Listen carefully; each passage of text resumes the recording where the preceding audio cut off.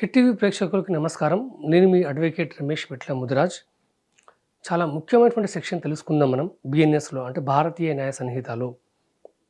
అదేంటంటే మర్డర్ చేస్తే దానికి శిక్ష ఏంటి, పనిష్మెంట్ ఫర్ ద మర్డర్.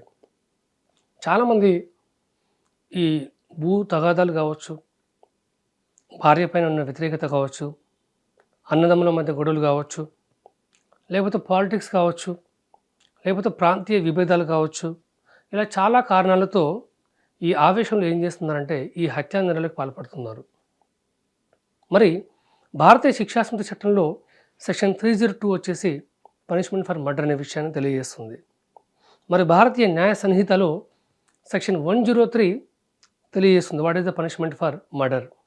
ఈ మర్డర్ కూడా ఏంటంటే ఒక వ్యక్తి ఇంకో వ్యక్తిని చంపడం జనరల్గా మనం చూసే మర్డర్.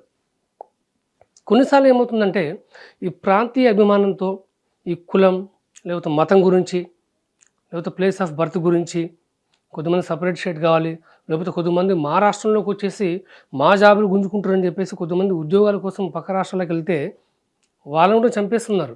అంటే ఒక భయం అనేది లేకుండా పోయింది చాలామందికి, ఒక అభద్రత భావం అనేది చాలామందికి ఏర్పడింది.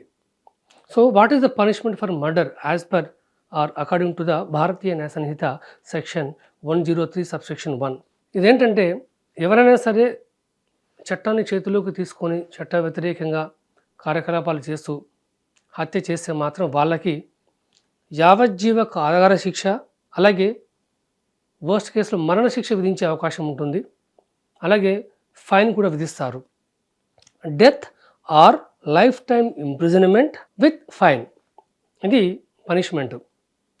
అలాగే సెక్షన్ 103 సబ్సెక్షన్ 2 ఏం చెప్తుందంటే కొంతమంది మీకు చెప్పినట్టుగా అల్లలు సృష్టిస్తూ ఉంటారు, బార్డర్లో కావచ్చు, స్టేట్ బార్డర్లో కావచ్చు, లేకపోతే మతతత్వ విద్వేషాలతో ఇరు వర్గాలు పోరాడి కొట్లాడుకొని అప్పుడు కూడా మత కళల్లో లేకపోతే కొన్ని వర్గ పోరులో ఒక వ్యక్తి మరొక వ్యక్తిని, అంటే గ్యాంగ్ ఒక 5 మెంబర్స్ కానీ లేకపోతే అంతకంటే ఎక్కువ మంది కానీ కలిసి మరొక వ్యక్తిని చంపే అవకాశం ఉంటుంది, మనం చూస్తున్నాం కూడా.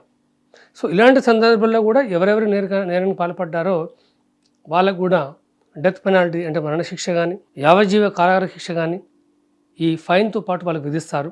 కాబట్టి చట్టాన్ని చేతుల్లోకి తీసుకోవద్దు. ఏమనంటే కోర్టు ద్వారా చూసుకోండి తప్ప రాజకీయ నాయకులు చెప్పిరని లేకపోతే వీళ్ళ అండదండలు ఉన్నాయని చెప్పేసి వాళ్ళ అండదండలు ఉన్నాయని చెప్పేసి మీరు కనుక ఆవేశంతో పోయి మర్డర్ చేస్తే మీ కుటుంబం రోడ్డున పడుతుంది. ఆ విషయం గుర్తుపెట్టుకోండి, చట్టాన్ని గౌరవించండి.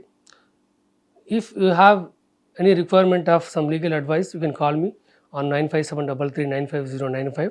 My name is Ramesh Pitla. I'm a High Court advocate. Thank you so much. Have a great day.